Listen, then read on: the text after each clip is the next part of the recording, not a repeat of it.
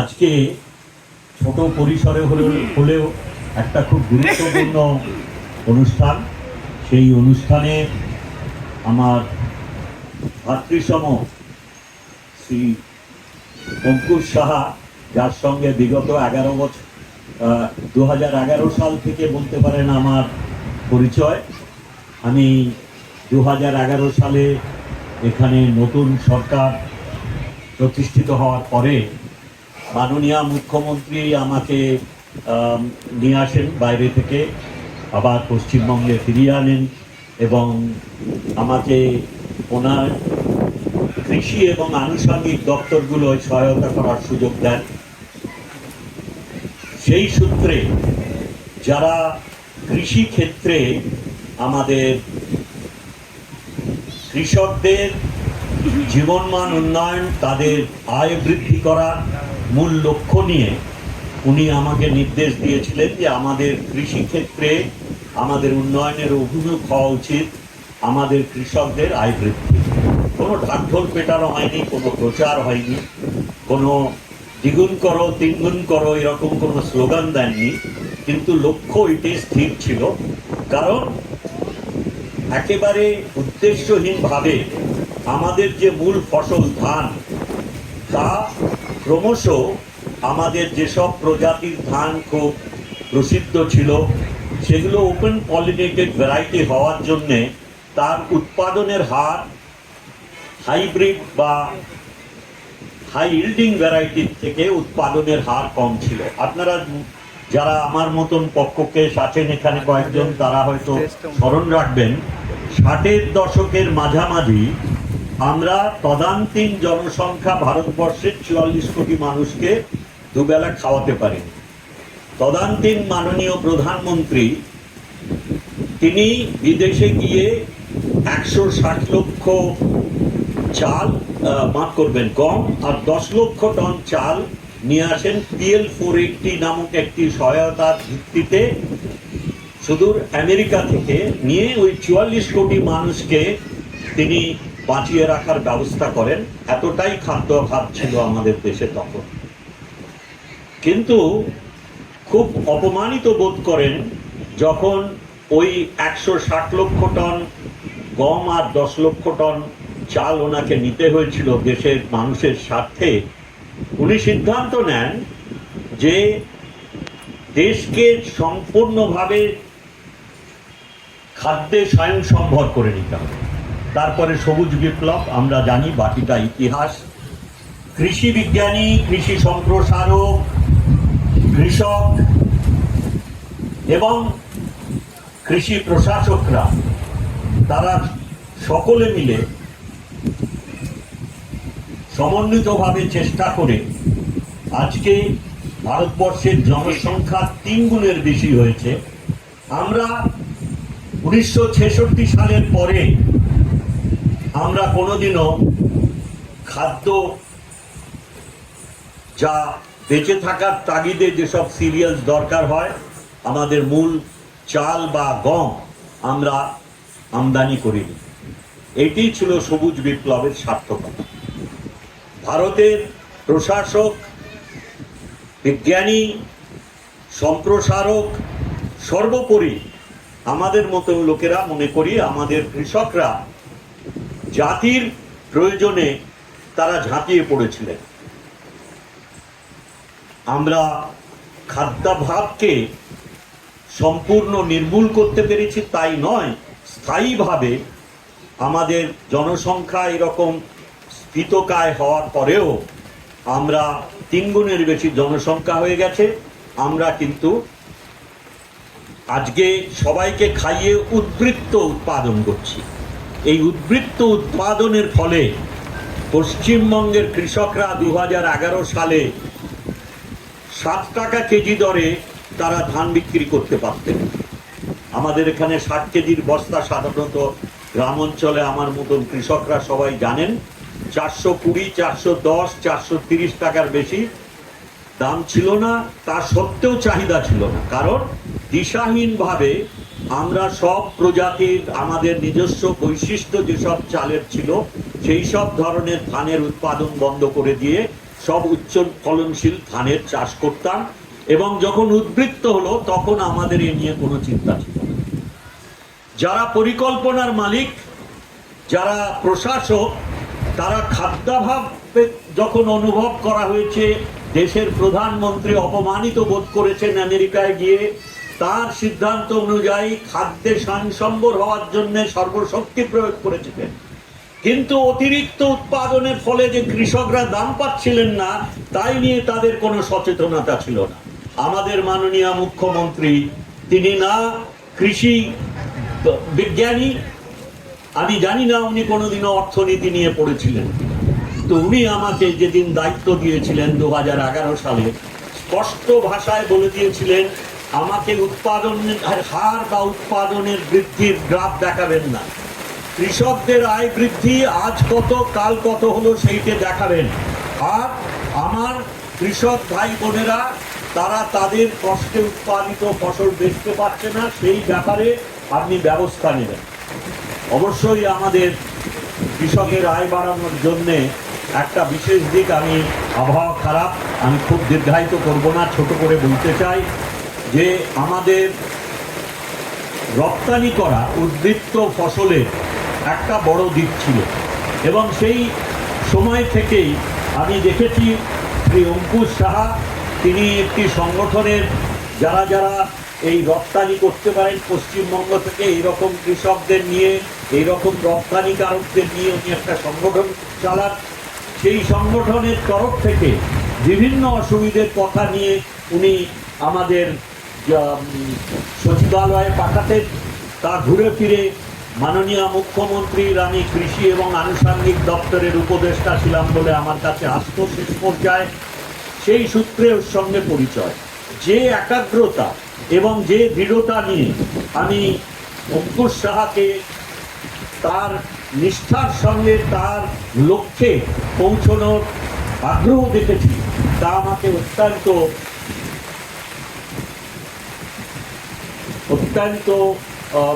Impress করেছে। এবং সেই জন্যেই যখনই অঙ্কুশ সাহার কোনো রকম আবেদন সরকারের কাছে এসেছে শুনেছি, আমি বলেছি ওর কথা গুরুত্ব দিয়ে শুনতে হবে, যে সমস্যার কথা বলছে সেই সমস্যা আমাদের সুরাহা করতে হবে, যাতে ক্রমশ আমরা আমাদের কৃষকদের আয় বৃদ্ধির লক্ষ্যে যাতে বড় পরিসরে তারা যে উৎপাদন করছে তা আমরা সেখানকার উপভোক্তাদের কাছে পৌঁছে দিতে পারি। এই লক্ষ্য নিয়ে ভাই অঙ্কুশ তার বক্তব্যে শুরুতেই আপনাদের বলেছেন, 14 সালে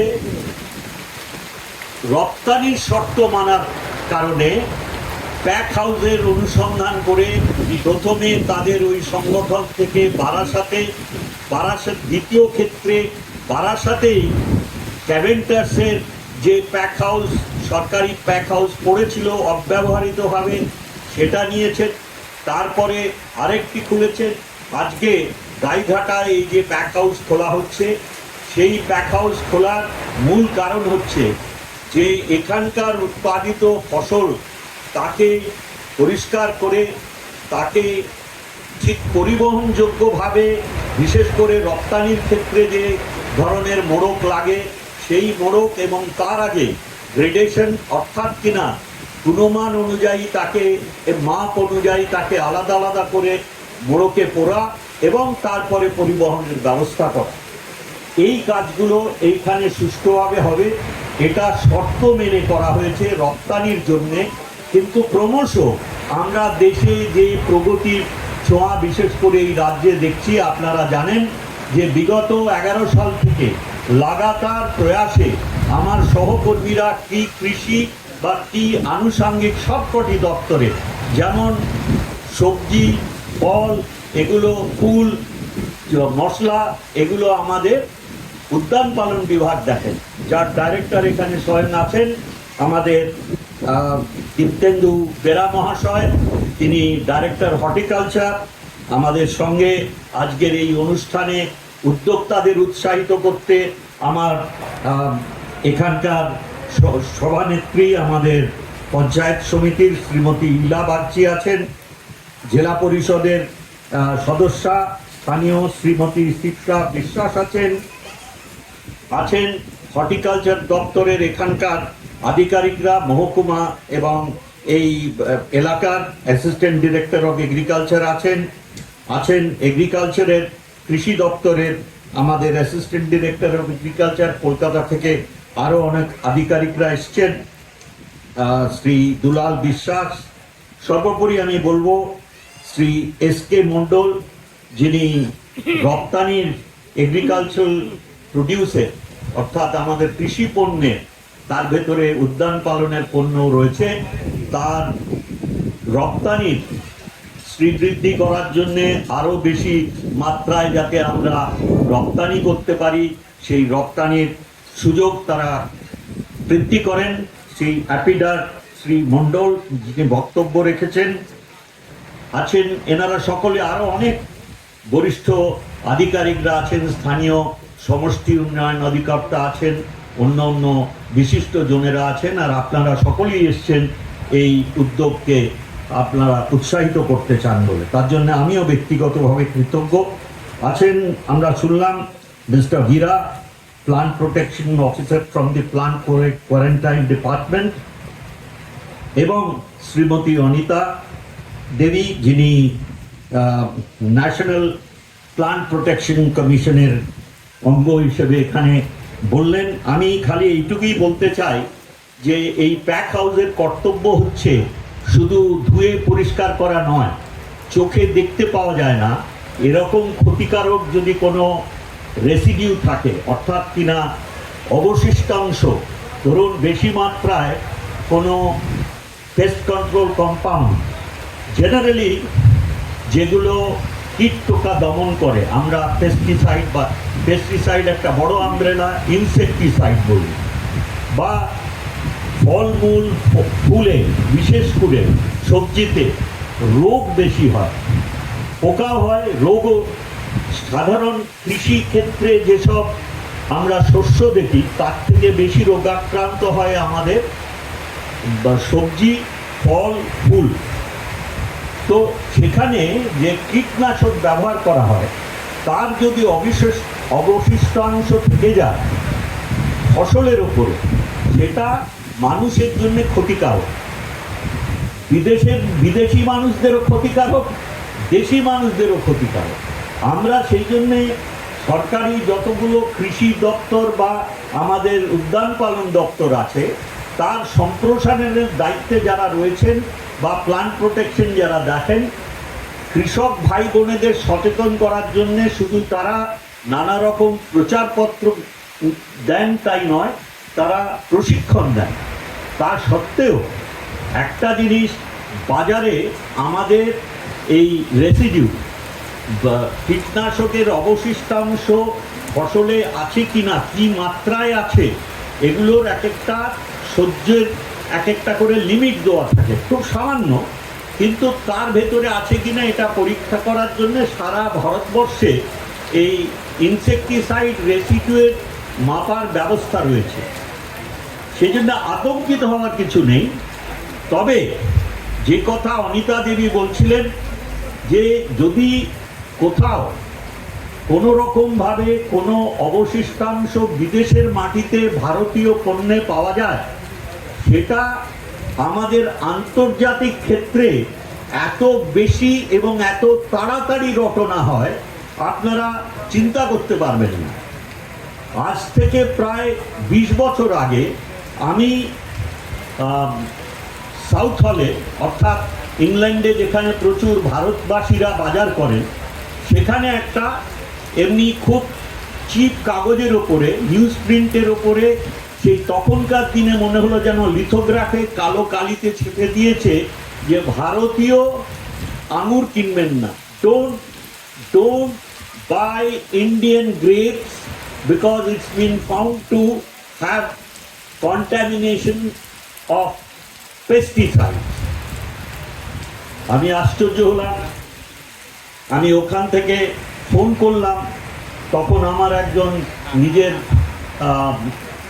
ভাতৃস্থানীয় একজন জয়েন্ট সেক্রেটারি ছিলেন যিনি অ্যাপিডার দায়িত্বে। তিনি বললেন, হ্যাঁ আমরা শুনেছি রোটারড্যামে 2 কন্টেনারে ওরা স্যাম্পলে এরকম পেয়েছে। আর আপনি আশ্চর্য হয়ে যাবেন, সেই রাত্রিরে আমি ইউরোপের আরেকটা দেশে গেছি, রাত্রিরে খেতে গেছি রেস্টুরেন্টে আমার বন্ধুর সঙ্গে, অন্য ভাষা তাদের, সেখানে গিয়েও দেখছি এরকম নিউজ প্রিন্টে ছাপানো কাগজ রয়েছে। আমি এতে কি লেখা রয়েছে, বলছে I am sorry to tell you, এতে বলা আছে ইন্ডিয়ান গ্রেপস খেও না। কত তাড়াতাড়ি এটা কেন হয়?